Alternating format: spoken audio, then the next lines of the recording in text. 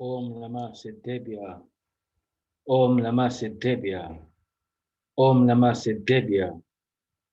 ओम शुद्धात्मने नमः। नमो अरिहंताणं, नमो सिद्धाणं, नमो आयरियाणं, नमो उवझायाणं, नमो लोये सवसाहुणम् सिद्धम सुद्धम पणमिय जिनेन्द्रवरनेमि चन्दमकलङ्कम् गुणरयणभूषणुदयम् जीवस्वपरुवरं वोच्छम्। યશપાલજી અન્નાજીએ ગુણસ્થાન વિવેચન પુસ્તક લખ્યું છે અને એની આપણે ગુણસ્થાનની જે મૂળ જે વિષય છે એની પરિભાષાથી આપણે શરૂઆત કર્યો છે વિષયનો. તો આ જે પરિભાષા છે એ નેમિચંદ આચાર્ય દેવ ગોમટસાર ગાથા 3 અને ગાથા 8માં ગુણસ્થાનની પરિભાષા આપે છે. મૂળ ગાથા ફરીથી વાંચીએ.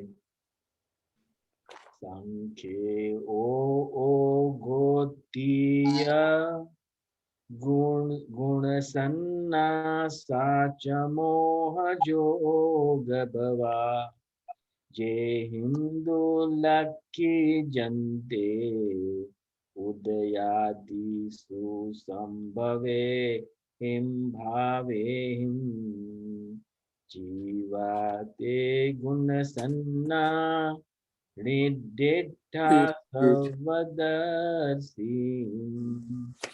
ફરીથી પરિભાષા જે છે એ વાંચીએ આપણે કે મોહ અને યોગના નિમિત્તથી જીવની શ્રદ્ધા અને ચારિત્ર ગુણની થવાવાળી તારતમ્ય રૂપ અર્થાત હિનાતિક અવસ્થાઓને ગુણસ્થાન કહે છે.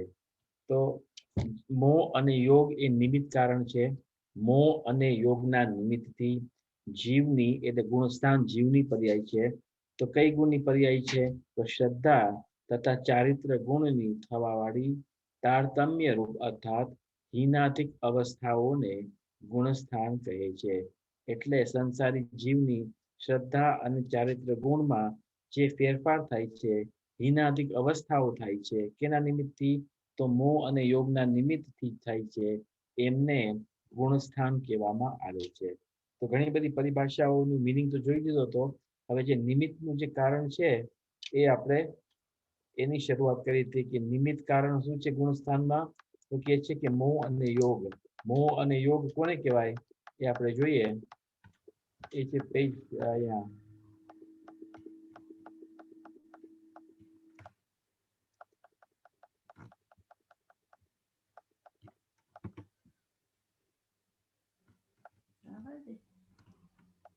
અહીં વાંચીએ. અત્યાર સુધી ગુણસ્થાન સંબંધી વિચાર કરતા સમયે આપણે સંસારી જીવ દ્રવ્ય, તેના શ્રદ્ધા અને ચારિત્ર ગુણ તથા તેની થવાવાળી પર્યાયોનો જ વિચાર કર્યો. ઉપાદાન કારણનો જ હમણાં સુધી વિચાર કર્યો કે સંસારી જીવની જે શ્રદ્ધા અને ચારિત્ર ગુણ છે એ સંબંધી વિચાર કર્યો. સંક્ષેપમાં કહીએ તો માત્ર ઉપાદાન કારણનું જ ચિંતન કર્યું. આમાં નિમિત્તના સંબંધમાં હજી કાંઈ જ બતાવ્યું નથી, પરંતુ નિમિત્તના સંબંધમાં વિચાર કરવો પણ આવશ્યક છે. કારણ કે કોઈ પણ કાર્ય નિમિત્ત ઉપાદાન બંનેના યોગથી થાય છે. તેથી હવે નિમિત્તનો વિચાર કરીએ છીએ. પરિભાષામાં પ્રારંભમાં જ મોહ અને યોગના નિમિત્તથી એમ જે બે કારણોનો ઉલ્લેખ કર્યો છે તે બંને નિમિત્ત કારણ જ છે. એટલે અહીં બે નિમિત્ત કારણ છે, મોહ પણ છે અને યોગ પણ છે. તે બંને નિમિત્ત કારણ જ છે અને ગુણસ્થાન એ કાર્ય છે. એટલે નિમિત્ત છે એ ઉપચારથી કારણ કહેવાય છે અને જે ગુણસ્થાન છે એ કાર્ય છે, એનું રિઝલ્ટ છે. કારણ શું છે? તો મોહ અને યોગ કારણ છે અને ગુણસ્થાન એટલે ઉપાદાન એ કાર્ય છે. જીવ દ્રવ્યના શ્રદ્ધા તથા ચારિત્ર ગુણનું જે પરિણમન થાય છે તે તો ઉપાદાન કારણ છે અને તે પરિણમનમાં મોહનીય કર્મનો, હવે જો આ નિમિત્ત પેલા છે મોહ નિમિત્ત છે, તો મોહનીય કર્મનો ઉદય પણ થાય, ઉપશમ થાય, શોક્ષમ થાય, ક્ષયાદિ એ નિમિત્ત કારણ છે. એટલે અહીં જે મોહ અને યોગના નિમિત્તે લીધું એ દ્રવ્ય કર્મ સાપેક્ષ કથન છે. એટલે દ્રવ્ય મોહ કર્મ છે એ નિમિત્ત કારણ છે. તો એમની જુદી જુદી અવસ્થાઓ થાય છે. તો મોહનીય કર્મનો ઉદય પણ હોય, ઉપશમ પણ હોય, ક્ષયોપશમ પણ હોય, ક્ષયાદિ હોય, તથા યોગ એટલે મન વચન કાયનું જે કંપન છે, તો આ બંને નિમિત્ત કારણ છે. એક તો જે મોહનીય કર્મ છે એ પણ નિમિત્ત કારણ છે, અને જે યોગ જે છે એટલે આત્મ પ્રદેશોની ચંચલતા, જીવના આત્મ પ્રદેશોની ચંચલતા, એને યોગ કહેવામાં આવે છે. એ પણ નિમિત્ત કારણ છે. જેમ આગળ વાંચશું તો આ કઈ પ્રકારે નિમિત્ત કારણ ભજવે છે તે સ્પષ્ટ ખ્યાલ આવશે. હમણાં એની ચર્ચા નથી કરતા. શીતલ, હા બોલો. હું હમણાં બોલી ગયો કે મોહ અને યોગ જે છે એ દ્રવ્ય કર્મ છે. ના નહીં, પણ ખરેખર દ્રવ્ય કર્મ નથી, તો એમની પર્યાય છે ભાવ. નહીં ભાઈ, અહીંયા જે છે ને મોહનીય કર્મનો ઉદય એટલે દ્રવ્ય કર્મની વાત છે. અહીંયા મોહનીય કર્મમાં જે થાય છે એની વાત છે. નિમિત્ત શબ્દ જ્યાં આવે છે, નિમિત્ત નૈમિત્તિક સંબંધ તો બે વર્તમાન વર્તી પર્યાય વચ્ચે હોય છે ને, કે દ્રવ્ય અને એ જ કીધું ને કે જે ભૂતગલ છે એ મોહનીય પર્યાય રૂપે ઉપજ્યું છે, તો એની આ જુદી જુદી અવસ્થાઓ થાય છે. એટલે દ્રવ્ય કર્મ નથી હોતો. પછી હે મોહ અને યોગ એ દ્રવ્ય કર્મ નથી ને? એ દ્રવ્ય કર્મની પર્યાય છે ને મોહ. હા, એટલે એ જ કહેવા માંગુ છું કે દ્રવ્ય કર્મ નથી, એ દ્રવ્ય કર્મની પર્યાય એ નિમિત્ત છે. આપણે એટલે જ કીધું ને કે દ્રવ્ય કર્મનો ઉદય, ઉપશમ, શોપશમ છે આદિ થયું એ એની પર્યાય થઈ ગઈ. તું એવી તો બોલ્યો તો ખાલી કે દ્રવ્ય ને યોગ એ દ્રવ્ય કર્મ છે એમ. ત્યારે તું એની શાસ્ત્રોમાં એમ પણ કથન આવે છે કે ધર્માસ્તિકાય દ્રવ્ય છે એ નિમિત્ત છે, એવું પણ કથન આવે છે. હર ઠેકાને ખુલાસો નથી આવતો કે ધર્માસ્તિકાય દ્રવ્યની પર્યાય નિમિત્ત છે, કારણ કે કથન ટૂંકામાં હોય. તો શ્રોતાએ સાવધાનીથી સમજી લેવું, કારણ કે બધું ખુલાસા કરવા જાય તો કેટલા મોટા મોટા શાસ્ત્રો થઈ જાય. આચાર્ય શ્રી નેમિચંદ સ્વામીએ ગોમટસાર જીવકાંડની ત્રીજી ગાથામાં ગુણસ્થાનની પરિભાષા કહેતા લખ્યું છે મોહ જોગ ભવા. છે ને મૂળ ગાથામાં મોહ જોગ ભવા એવા શબ્દો છે, અર્થાત મોહ અને યોગથી ઉત્પન્ન થવા વાળાને ગુણસ્થાન કહે છે. અહીં આચાર્ય દેવે માત્ર નિમિત્તભૂત કારણનો જ ઉલ્લેખ કર્યો છે, ઉપાદાન કારણને ગૌણ રાખ્યો છે. એટલે એ પંક્તિમાં મોહ જોગ ભવા એટલે ત્યાં એટલે નિમિત્ત કારણને મુખ્ય રાખ્યું છે અને ઉપાદાન કારણને ત્યાં ગૌણ રાખ્યું છે. આગળ ગુણસ્થાનને જ સંક્ષેપ, ઓઘ અને જીવ સમાસ કહે છે. આ પણ ઇમ્પોર્ટન્ટ છે, કારણ કે તમે કર્મયોગના શાસ્ત્રો વાંચશો તો એવી રીતે બે પ્રકારના કથન છે, બે મુખ્ય પ્રકારના. જેમ કે 20 પરોપણા છે, જે ગોમટસાર જીવકાંડ છે એમાં 20 પરોપણાઓ છે. એ 20 પરોપણાના સબ ડિવિઝન પહેલા તો છે ગુણસ્થાન અને માર્ગણા સ્થાન. ગુણસ્થાનમાં એક ગુણસ્થાન છે અને માગણા સ્થાનમાં બીજી અન્ય 19 પરોપણાઓ છે. તો આવી રીતે કુલ મળીને 20 પરોપણાઓ છે. તો ગુણસ્થાનને સંક્ષેપ કહેવામાં આવે છે અને માગણા સ્થાનને વિસ્તાર કહેવામાં આવે છે. એટલે ગુણસ્થાન શું છે? સંક્ષેપ, ઓઘ અને જીવ સમાસ કહેવાય, એવા 3 શબ્દોનો વ્યાપતાર છે. સંક્ષેપ ગુણસ્થાન કયો, કાં તો સંક્ષેપ કયો, કાં તો ઓઘ કયો, કાં તો જીવ સમાસ કયો, બધું સરખું છે. ઘણા ઠેકાણે શાસ્ત્રોમાં જીવ સમાસમાં શબ્દ આવશે, ઓઘ પણ આવશે, સંક્ષેપ પણ આવશે. એનો અર્થ ગુણસ્થાન છે એમ કે છે. પ્રરૂપણા એટલે શું? પ્રરૂપણા એટલે વ્યાખ્યા. પ્રરૂપણા એટલે વ્યાખ્યા. એટલે 20 પ્રકારની વ્યાખ્યા છે કે જીવ ક્યાં ક્યાં કઈ કઈ ગતિઓમાં છે, કઈ કઈ યોનિઓમાં છે, એની વ્યાખ્યા. એટલે પરુપણા એમ કે જુદી જુદી રીતના એને સમજાવે છે એમ. હા, એટલે ડિફરન્ટ ક્લાસિફિકેશન્સ. Yeah. તો કોઈ ગતિથી, ઇન્દ્રિયથી, કાયથી, એવી રીતે જુદી જુદા classifications. Sorry, Sheetal, Gunistan equals Samshet or O. હા, એટલે તમે સંક્ષેપ કયો કે ગુણસ્થાન કયો એક જ વાત છે એમ. Or Jeev Samas. જીવ સમાસ કયો કાં તો ઓગ કયો કાં તો ગુણસ્થાન કયો એમ. એક ગુણસ્થાનના બીજા શબ્દો છે સંક્ષેપ, ઓગ અને જીવ સમાસ, જે મોહ અને યોગથી ઉત્પન્ન થાય છે.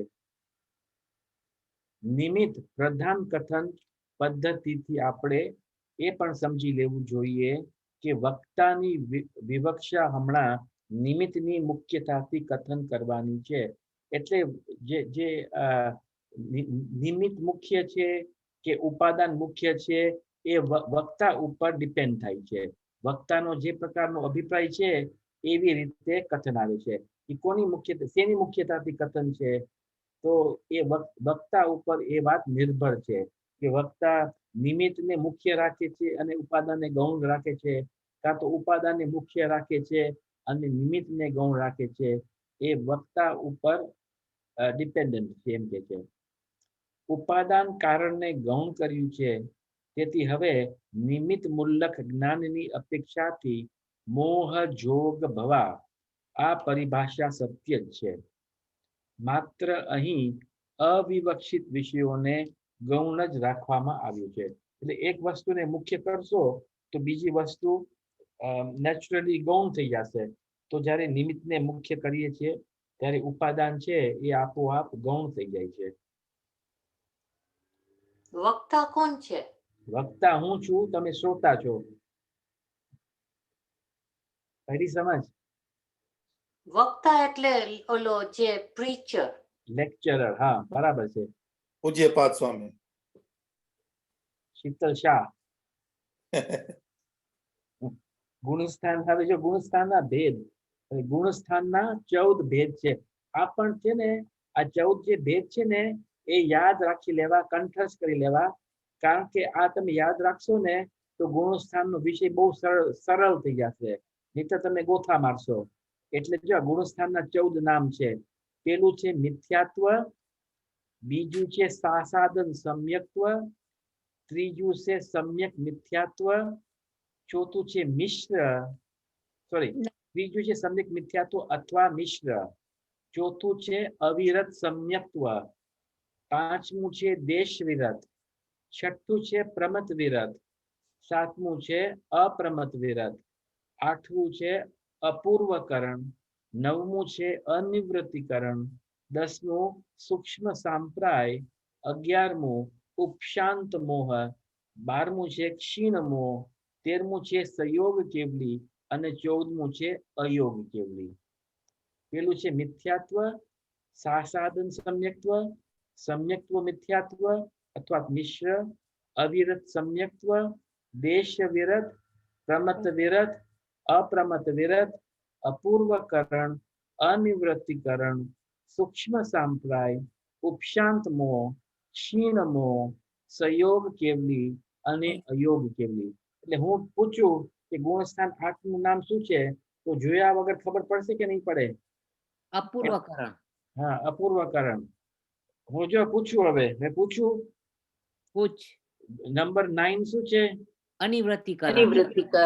અનિવૃત્તિકરણ. પછી નંબર 7 શું છે? અપ્રમત છે. અપ્રમત છે. નંબર 11 શું છે? ઉપશાંત મોહ. ઉપશાંત મોહ. નંબર 13 શું છે? સંયોગ કેવલી. સંયોગ કેવલી. નંબર 3 શું છે? સમ્યક મિથ્યાત્વ. સમ્યક મિથ્યાત્વ. બીજું નામ શું છે? મિશ્ર. મિશ્ર. બીજા ગુણસ્થાનનું નામ? સાસાદન. 14મા ગુણસ્થાનનું નામ? અયોગી. અયોગ કેવલી. ક્યુ રહી ગયું? 5મા ગુણસ્થાનનું નામ? દેશ વિરત. હા, બહુ સરસ. બધાને એક એક ખોટો ઉત્તર સાંભળવામાં ન આવ્યો. ધન્યવાદ. 10મું ભૂલી ગયો.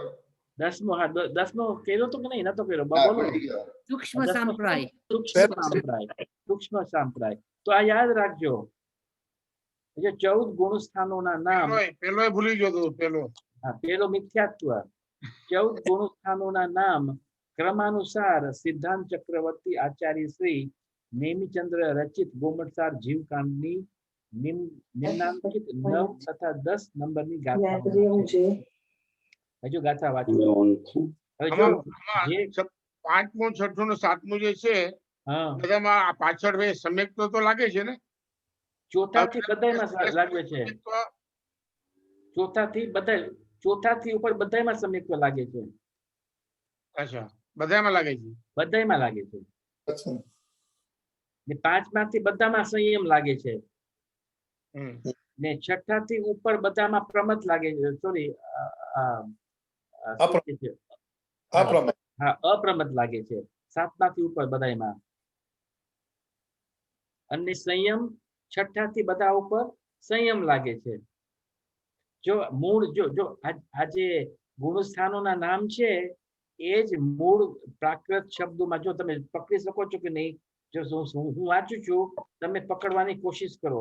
પહેલા તો છે જો હું પેલા પૂરી ગાથા વાંચું છું, પછી આપણે બ્રેકડાઉન કરશું. જો નીચો સાસણ મિસ્તો અવિરદ સમોય દેશ વિરદોય વિરદાપમત ઇદરો અપૂવ અણિયઠી સુમોય ઉવસંત ખીણ મોહો સજોગ કેવલી જીણો અજોગીય 14 જીવ સમાસા. આ જીવ સમાસ એટલે શું? 14 જીવ સમાસા એટલે જીવ સમાસ એટલે શું? ગુણસ્થાનો. 14 જીવ સમાસા કમ્મેન સિદ્ધાયણા દવા. પેલો શબ્દ છે મિચ્છો. કયું ગુણસ્થાન થયું? મિથ્યાત્વ. પછી છે સાસાણ. કયું ગુણસ્થાન? સાસાદન. પછી છે મિસ્સો એટલે મિશ્ર. પછી છે અવિરત સમો એટલે અવિરત સમ્યક દ્રષ્ટિ. પછી છે દેશ વિરદો દેશ વિરત. પછી છે વિરદા પમ્મત એટલે પ્રમત વિરત. પછી છે શબ્દ ઈદરો એટલે ઈદરો એટલે એના રહિત. એનાથી ઓપોઝિટ. હા, એટલે વિરદા પમત ઈદરો એટલે અપ્રમત વિરત. એનાથી ઓપોઝિટ. ઈદરો એટલે ઓપોઝિટ. પછી છે અપૂર્વ એટલે અણિયઠી. પછી છે સુહુમો. પછી છે ઉવસંત. ઉપશાંતમો. પછી છે ખીણ મોહો. પછી સજોગ કેવલી ઝીણો. પછી છે અજોગી. અજોગી શબ્દ છે પૂર્ણ શબ્દ હોવો જોઈએ. અજોગ કેવલી ઝીણો. પર આચાર્ય દેવ શું કરે છે? શબ્દને ટૂંકા કરી નાખે છે. 14 જીવ સમાસા કમ્મેણ સિદ્ધાય રાદવા. એટલે આ જાણવા જોઈએ, ક્રમથી જાણવા જોઈએ. પડી સમજ? આગળ હવે ગુણસ્થાનનું વિભાજન. આ ગુણસ્થાનનું વિભાજન છે ટોટલી 18 જુદી જુદી રીતે 18 જુદી જુદી રીતે ગુણસ્થાનનું વિભાજન અહીં કરવામાં આવ્યું છે. તો ગુણસ્થાન વિભાજન જોઈએ આપણે. મોહ અને યોગની મુખ્યતાથી ગુણસ્થાનોનું વિભાજન. પહેલા તો મોહ અને યોગના મુખ્યતાથી ગુણસ્થાનમાં વિભાજન કરે છે. પહેલા ગુણસ્થાનથી ચોથા ગુણસ્થાન સુધીના 4 ગુણસ્થાન દર્શન મોહનીય કર્મના ઉદય અનુદયની મુખ્યતાથી છે. શું કે છે કે પહેલા 4 ગુણસ્થાનમાં શેની મુખ્યતા છે? તો દર્શન મોહનીય કર્મનો ઉદય છે કે ઉદય નથી એની મુખ્યતા છે પહેલા 4 ગુણસ્થાનમાં. પહેલા 4 ગુણસ્થાનનું નામ શું છે? સૂર્યાબેન બોલો. સોરી, મિથ્યાત્વ, સાસાદન, હા મિશ્ર અથવા તો સમ્યક મિથ્યાત્વ અને અવિરત સમ્યક્ત્વ. હા તો એ ચાર ગુણસ્થાનોમાં શેની મુખ્યતા છે? તો દર્શન મોહનીય કર્મનો ઉદય છે કે અનુદય છે એની મુખ્યતા છે. જેમ બરાબર. કે પેલા ગુણસ્થાનમાં દર્શન મોહનીયની મિથ્યાત્વ પ્રકૃતિનો ઉદય છે, બરાબર. બીજા ગુણસ્થાનમાં દર્શન મોહનીય પ્રકૃતિનો અનુદય છે, બરાબર. બરાબર. હા કે ના? હા. હા. ત્રીજા ગુણસ્થાનમાં શેનો ઉદય છે? સમ્યક મિથ્યાત્વ.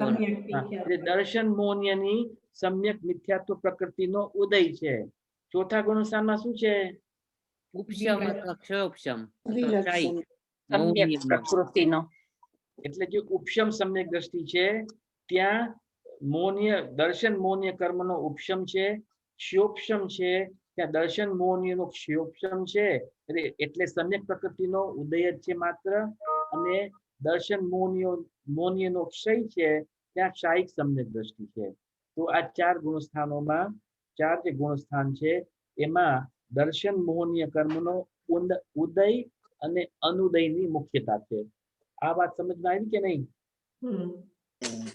ફરીથી બોલી જાઉં એકવાર. પેલા ચાર ગુણસ્થાન છે એમાં મુખ્ય વાત શું છે કે દર્શન મોહનીયની ઉદય અને અનુદયની મુખ્યતા છે. કે દર્શન મોહનીય કર્મ છે એમાં ત્રણ છે ને. દર્શન મોહનીય છે એમાં પેટાભેદ કેટલા છે, કેટલા કર્મ છે, એના સબ ડિવિઝન કેટલા છે? ત્રણ છે.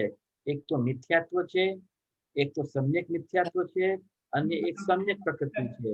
તો આનો ઉદય છે કે આનો ઉદય નથી એની મુખ્યતાથી આ ચાર ગુણસ્થાન પડે છે. તો જો આ ચાર ગુણસ્થાન છે ને 1 2 3 4 મિથ્યાત્વ ગુણસ્થાન. મિથ્યાત્વ ગુણસ્થાનમાં કેનો ઉદય છે? દર્શન.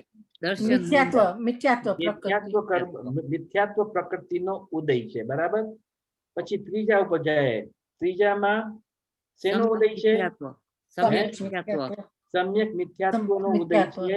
અને ચોથામાં શેનો ઉદય હોઈ શકે? સમ્યક પ્રકૃતિનો. સમ્યક પ્રકૃતિનો ઉદય છે. અને બીજું જે ગુણસ્થાન છે ત્યાં દર્શન મોહનીય કર્મનો અનુદય છે, પણ અનંતાનુબંધી ચતુષ્કમાંથી ગમે તે એકનો ઉદય છે.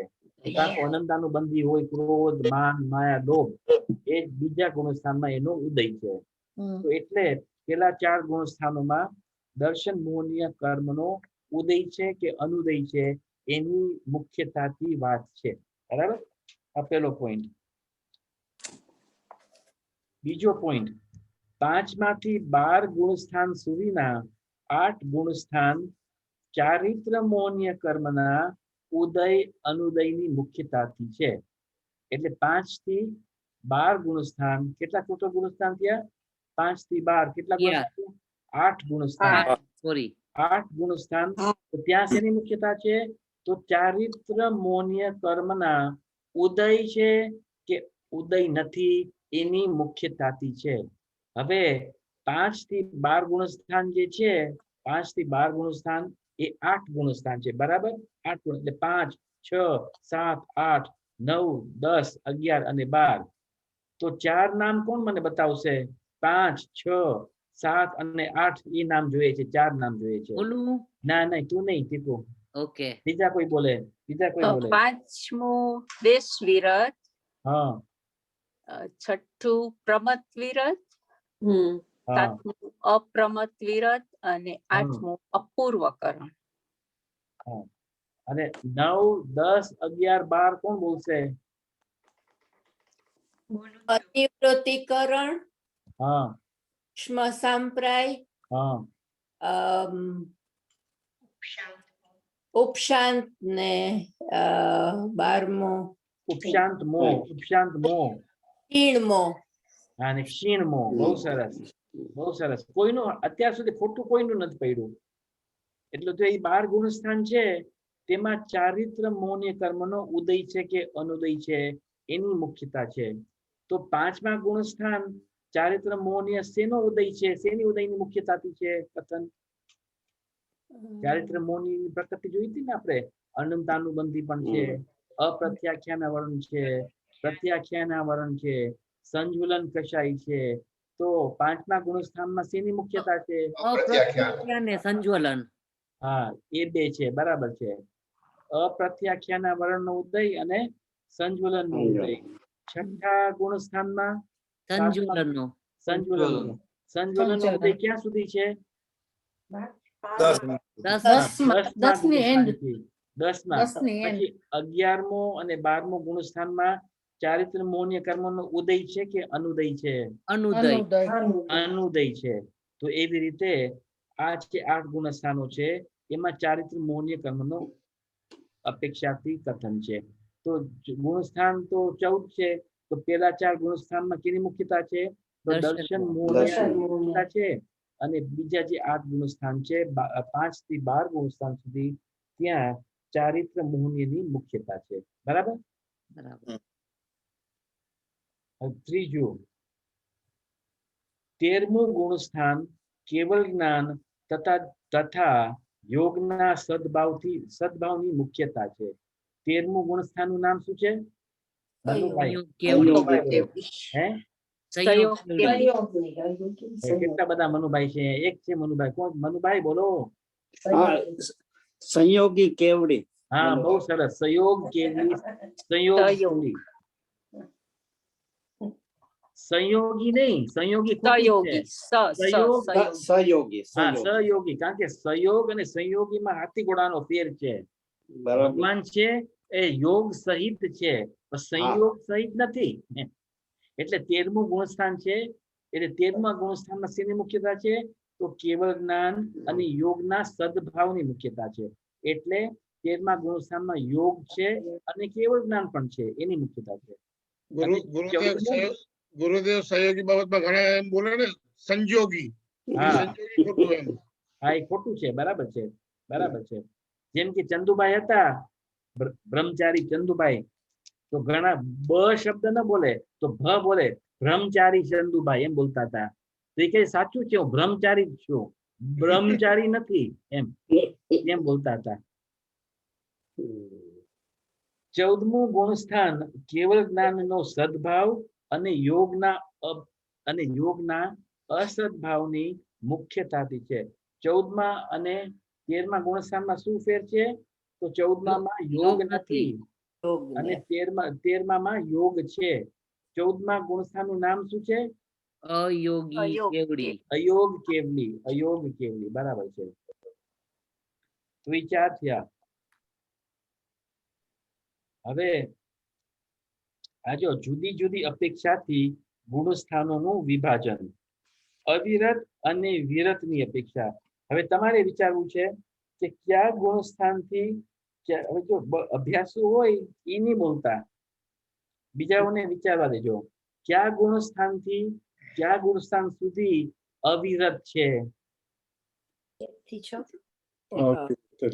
4 થી 6 અવિરત.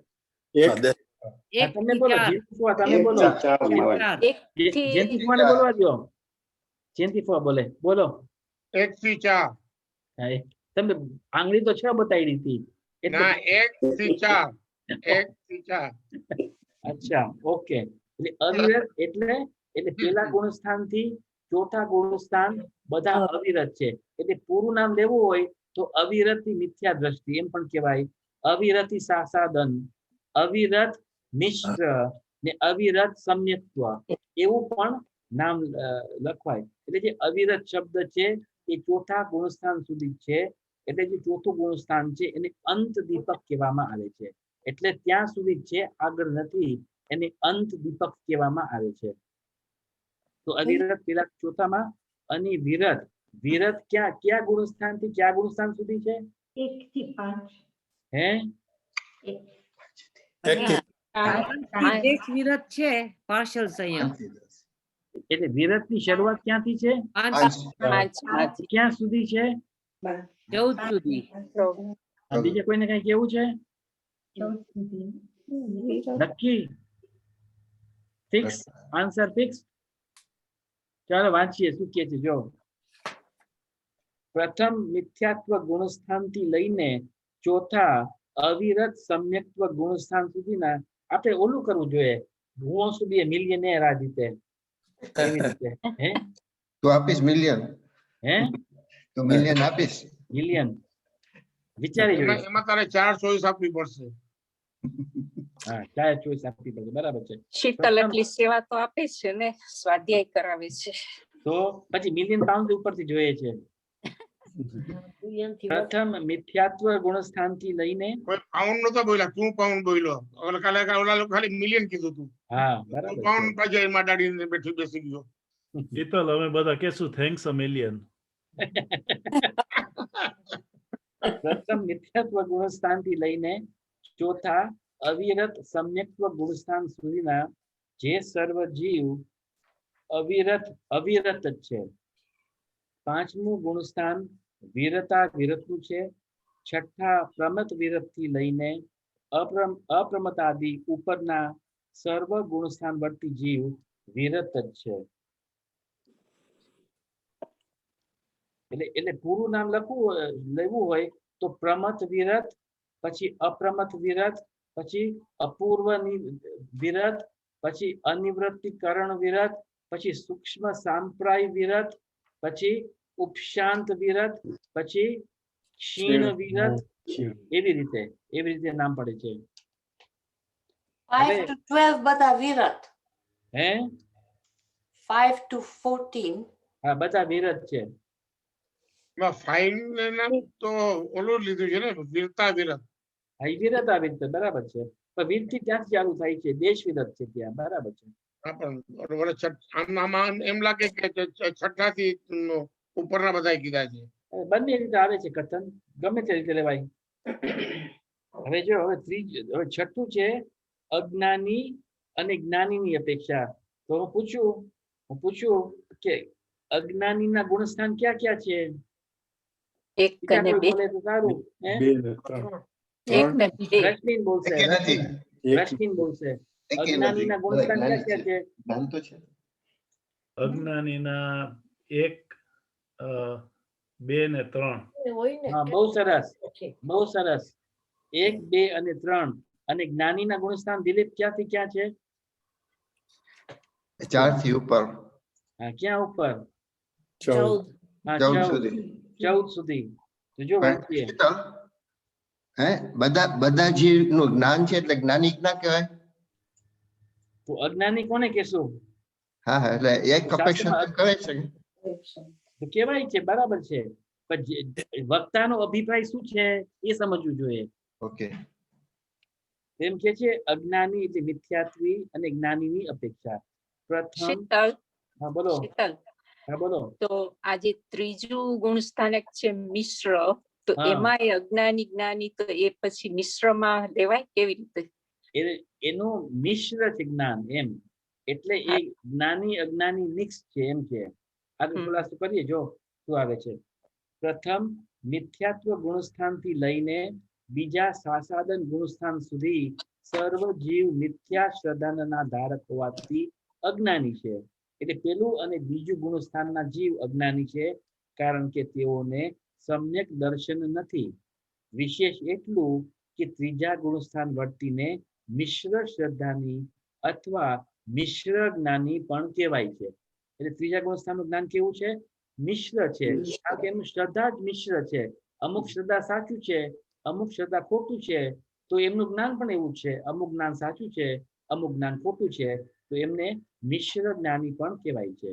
કે બીજા ત્રીજા ગુણસ્થાન વર્તી જીવ ભવ્ય હોવાથી તેમનો મોક્ષ પણ નિશ્ચિત જ છે. એટલે બીજા ગુણસ્થાનમાં હો, ત્રીજા ગુણસ્થાનમાં હો, પણ એ ભવ્ય જીવ હોય તો જ એ બીજા અને ત્રીજા ગુણસ્થાન સુધી પહોંચી શકે એમ કે છે. મિશ્ર એટલે મિક્સ્ડ. મિશ્ર ત્રીજા ગુણસ્થાનનું નામ છે ને, મિક્સ. સમ્યક મિથ્યાત્વ છે ને એનું નામ. ત્રીજા ગુણસ્થાનનું નામ સમ્યક મિથ્યાત્વ છે. એટલે એને શોર્ટમાં મિશ્ર કહેવામાં આવે છે, મિક્સ. અજ્ઞાની કહેવાય. આપણે શીતલ. હા, બોલો. જ્યારે ચોથા ગુણસ્થાન ને આપણે જ્ઞાની કહેશું તો મતલબ કે ત્રીજા ગુણ એ અજ્ઞાની લેશું, બરાબર? ના, ત્રીજા ગુણસ્થાન મિશ્ર જ્ઞાન આવ્યું. મિશ્ર છે. પણ ઓલી બાજુ જો જ્ઞાની લીધું ચોથું તો પછી ઓને અજ્ઞાની કેવું જ પડશે કે નહીં? ના એવું થોડું છે કે કેવું જ પડશે. કીધું ને કે જેવી દિલીપે કીધું કે જીવ માત્ર બધા જ્ઞાન તરીકે બધા પાસે જ્ઞાન છે તો એ જ્ઞાની કહેવાય. એવી રીતના તે ચોથા ગુણસ્થાનનું જ્ઞાની તરીકે લીધું ત્યાં આગળ તો ત્રીજાને એવું જ કેવું પડશે ને અજ્ઞાની એમ. હા તો તમે નિગુતના જીવને શું કહેશો, જ્ઞાની કે અજ્ઞાની કહેશો? એટલે એક રીતના એને જ્ઞાન છે તો જ્ઞાની કહેવાય. હા તો એને તમે પૂજવા બેસો કે નહીં પૂજવા બેસો? એ જુદી વાત છે. હા તો આપણે શેની વાત કરીએ છીએ? સ્વભાવની વાત કરીએ છીએ કે પર્યાયની વાત કરીએ છીએ? હા તો કહું છું જુદી જુદી અપેક્ષાની વાત કરી. જેવી રીતના એક અપેક્ષા એ કેવળ જ્ઞાની જ્ઞાની જ કહે છે ખાલી. વક્તાનો અભિપ્રાય શું છે? બરાબર. અભિપ્રાય પ્રમાણે જવાબ આપવો જોઈએ એમ. એટલે એ જવાબ ભલે સાચો હોય છતાં પણ ખોટાની કોટીમાં આવશે, કારણ કે વક્તાનો અભિપ્રાય ન સમજવો એટલે ઉપાય સાચો હોવા છતાં પણ એ ખોટો છે એમ. પડી સમજ? આપણે તો બધી અપેક્ષા લેતા હતા ને હમણાં તો. બધી અપેક્ષા ના લેવાય. જ્યાં જે વિષય હોય એ જ અપેક્ષા લેવાય, નીતા અર્થનું અનર્થ થઈ જાય. ચાલો. એટલે શ્રોતા હોશિયાર હોવા જોઈએ. હા, શ્રોતા હોશિયાર હોવા જોઈએ, દોઢ ડાયા ન હોવા જોઈએ એમ. ડાયા હોવા જોઈએ, ડાયા હોવા જોઈએ. આગળ તો એ ભેદ કરી શકશે ને, હે તો જ વક્તાનો અભિપ્રાય પકડી શકશે. હા હોશિયાર. બરાબર છે. અવિરત સમ્યક્ત્વ નામના ચોથા ગુણસ્થાનથી અયોગ કેવલી ગુણસ્થાન સુધી બધા જીવ નિયમથી જ્ઞાની અર્થાત સમ્યક જ્ઞાની યથાર્થ જ્ઞાની છે. એટલે ચોથો ગુણસ્થાન વાળો પણ કેવો છે? જ્ઞાની છે. કારણ કે શાસ્ત્રમાં એવું પણ કથન છે કે ભલે એમને મતીને શુદ્ધ જ્ઞાન જ હોય પણ એમનું જ્ઞાન જો યથાર્થ છે, એમના જ્ઞાન અને કેવળ જ્ઞાનમાં કઈ તફાવત નથી, એવું પણ શાસ્ત્રમાં કથન છે. કારણ કે જે કેવળ ભગવાન જ્યારે પ્રત્યક્ષ રૂપે જાણે છે એ જ ચોથા ગુણસ્થાન વાળો મતિ શુદ્ધ જ્ઞાન વાળો પરોક્ષ રૂપે એ જ જાણે છે. એ પણ આખું વિશ્વને જાણે છે. કેવી રીતે જાણે છે? પરોક્ષ જાણે છે. એવી પણ ગાથાઓ ગોમટસાર ગ્રંથમાં છે. એટલે એ પરોક્ષ જ્ઞાની છે એમ. પરોક્ષ એટલે? પરોક્ષ એટલે ડાયરેક્ટલી તો આખો લોકાલોક નથી જોતા, પણ શાસ્ત્રના આધારે એ એમનો શ્રદ્ધા છે કે શાસ્ત્ર બરાબર છે, યથાર્થ વર્ણન કરે છે, એટલે એને સ્વીકાર, એના જ્ઞાનમાં સ્વીકાર કરી લીધું કે આ આખું જગત 6 દ્રવ્યથી ભરેલું છે. એટલે એ પણ વિશ્વને જાણે છે. કેવી રીતે જાણે છે? પરોક્ષ રૂપે જાણે છે એમ. જેમ કે પ્રીતિ તું આરિસામાં તારો મોઢું જોયે છે ને એ પરોક્ષ છે. જેમ કે કોઈ ગયો મોલ્ડીવ્સ ગયો હોલિડેમાં, પછી એકદમ ફાઇન પણ આવું હતું ઢીકણું હતું ફલાણું હતું, તો એ તો પ્રત્યક્ષ જાણ્યું. પણ તમે તમારા પિક્ચરમાં માઇન્ડ કર્યું એ પરોક્ષ જાણ્યું તમે એમ. પણ મિરરમાં જે આપણે ઇમેજ જોઈએ છે એ પરોક્ષ ના કહેવાય? હા એ પરોક્ષ છે, બરાબર છે. શીતલ, હા બોલો. આપણો ઓલું જે આવે છે કે પ્રત્યાખ્યાન ને અપ્રત્યાખ્યાન, ઈ બે માં કેવી રીતના એક્સપ્લેનેશન આવે છે? શેનું પ્રત્યાખ્યાન અપ્રત્યાખ્યાન એટલે? જ્યારે આપણે કહીએ ને 5મા ગુણસ્થાન થી પછી ઓલો પ્રત્યાખ્યાનાવરણ ને અપ્રત્યાખ્યાન, એટલે એવા ભાવ થાય છે ને કે એકનું જરા વધારે ડિસિપ્લિન છે, અવિરત માંથી જે ઓલું વિરત પણ જાય છે ને. હા એટલે જો પેલા તો ચારિત્ર મોહ જે છે એમને આપણે પેટાભેદ જોયા હતા કે એક અનંતાનુબંધી છે, ક્રોધમાન માયાલોપ, પછી અપ્રત્યાખ્યાનાવરણ ક્રોધમાન માયાલોપ છે, પછી પ્રત્યાખ્યાનાવરણ ક્રોધમાન માયાલોપ છે, પછી સંતુલન ક્રોધમાન માયાલોપ છે. તો ચોથા ગુણસ્થાનમાં તેનો ઉદય છે અપ્રત્યાખ્યાનાવરણ ક્રોધમાન માયાલોપનો ઉદય છે. 5મા ગુણસ્થાનમાં શેનો ઉદય છે? પ્રત્યાખ્યાનાવરણ ક્રોધમાન માયાલોપનો ઉદય છે મુખ્ય રૂપે. એવી રીતે ઈ બે એટલે એક્સપ્લેનેશન શું છે અપ્રત્યાખ્યાન ને પ્રત્યાખ્યાન? એટલે જે થોડું પણ વ્રત અંગીકાર ન કરવા દે, પાર્શલ વાઉસ પણ અંગીકાર ન કરવા દે, એને અપ્રત્યાખ્યાન વર્ણ કર્મનો ઉદય છે. પણ જે કર્મ થોડું પાર્શલ વાઉસ નો ઉદય કરવા દે, એટલો પુરુષાર્થ રાખવા દે, તેને પ્રત્યાખ્યાના વર્ણ કર્મનો ઉદય કહેવામાં આવે છે. Thank you. ઓકે, પાછું વાંચવા. અવિરત સમ્યક્ત્વ નામના ચોથા ગુણસ્થાનથી અયોગ કેવલી ગુણસ્થાન સુધી બધા જીવ નિયમથી જ્ઞાની અર્થાત સમ્યક જ્ઞાની યથાર્થ જ્ઞાની છે. ચોથો ગુણસ્થાન વાળો પણ યથાર્થ જ્ઞાની છે એમ કે છે. ચોથા ગુણસ્થાન વાળો કાં તો જો અંધારું હોય અને દોરી હોય, દોરીને સર્પ માને છે, દોરીને સર્પ માને છે. ચોથા ગુણસ્થાન વાળો અંધારામાં છે તો દોરી, એનાથી કે સર્પ છે, તો એ યથાર્થ જ્ઞાન છે કે ખોટું જ્ઞાન છે? એનું સમ્યક જ્ઞાન છે કે મિથ્યા જ્ઞાન છે? સમ્યક જ્ઞાન. અને મિથ્યા દ્રષ્ટિ જીવ છે એ સર્પને સર્પ જ જાણે છે, તો એનું જ્ઞાન સમ્યક છે કે મિથ્યા છે? એનું જ્ઞાન મિથ્યા છે. કારણ કે તેઓ વસ્તુ સ્વરૂપને યથાર્થ જાણે છે. તેમને નિજ આત્માનું પણ જ્ઞાન તથા અનુભવ છે. ચોથા ગુણસ્થાન વાળાની વાત છે. જે સર્વજ્ઞ થઈ ગયા છે, અરિહંત ભગવાન થઈ ગયા છે, તેમના જ્ઞાનનું સમ્યકપણું તથા ચોથા અવિરત સમ્યક્ત્વ ગુણસ્થાન વર્તી અવ્રતિ શ્રાવકના જ્ઞાનનું સમ્યક્ત્વપણું સમાન છે. શું કે છે કે અરિહંત ભગવાનનું જે જ્ઞાનમાં સમ્યકપણું છે અને ચોથા અવિરત સમ્યક્ત્વના ગુણસ્થાન વર્તી અવિરત શ્રાવકના જ્ઞાનનું પણ સમ્યકપણું સમાન છે. બંનેના જ્ઞાન સમ્યક છે. કોનું વધારે સમ્યક છે? ભગવાનનું કે ચોથા ગુણસ્થાન વાળાનું વધારે સમ્યક છે? હે, સરખું છે. બંનેનું જ્ઞાન કેટલું સમ્યક છે? તો સમાન સમ્યક છે, સમાન સમ્યક છે. પણ વિષયની અપેક્ષા કોણ વધારે જાણે છે?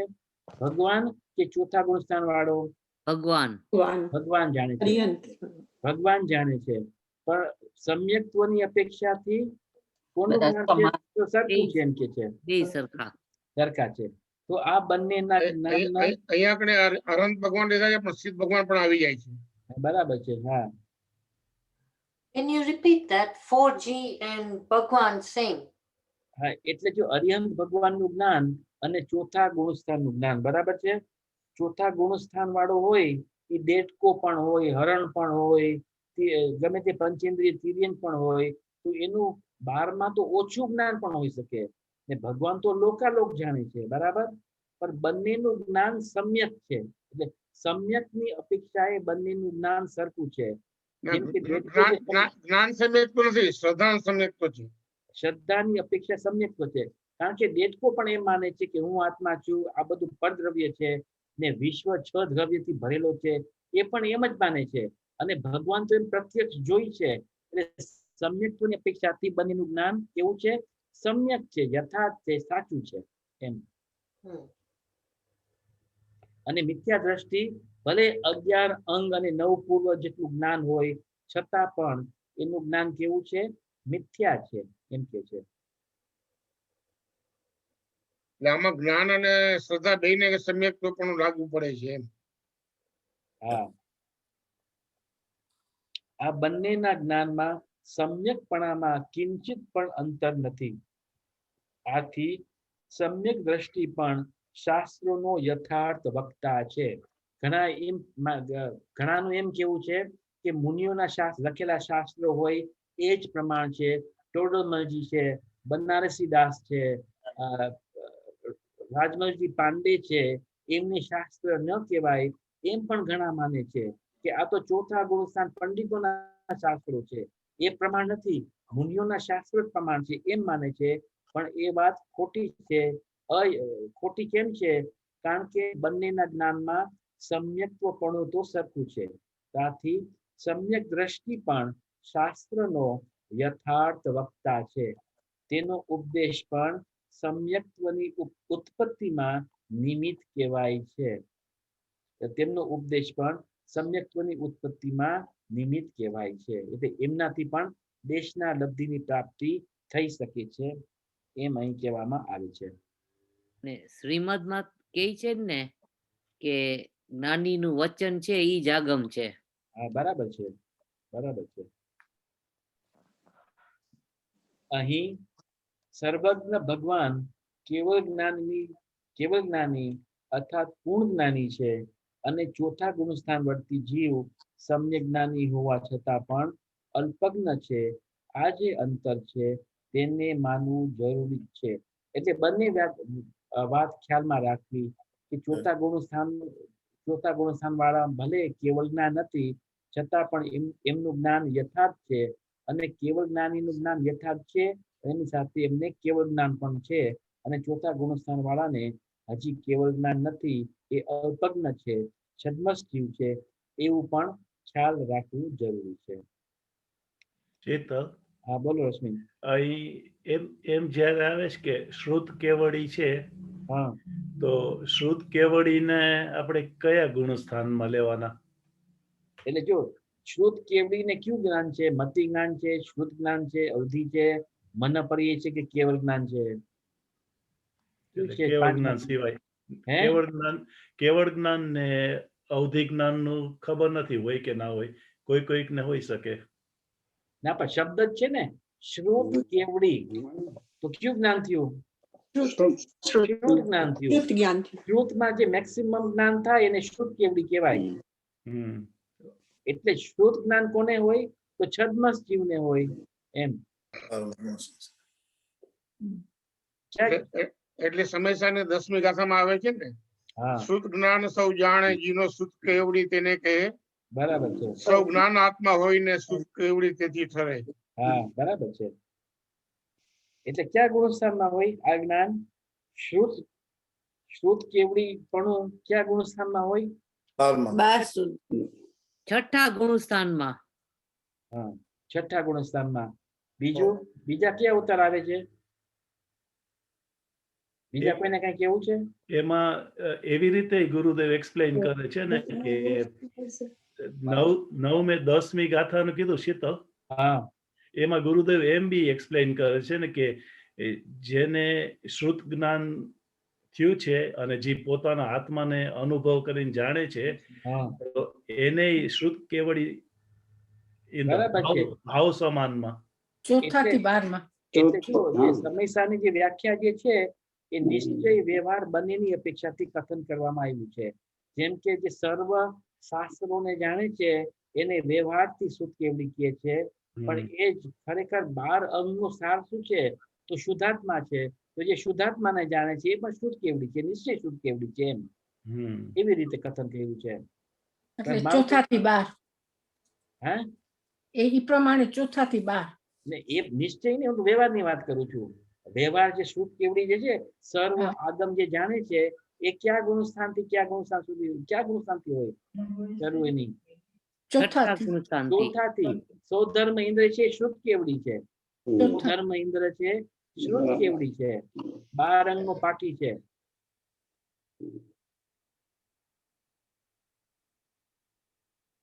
તો એ ટાઈમ થઈ ગયો છે. કોઈને પ્રશ્ન ન હોય તો પૂર્ણાવતી કરીએ આપણે.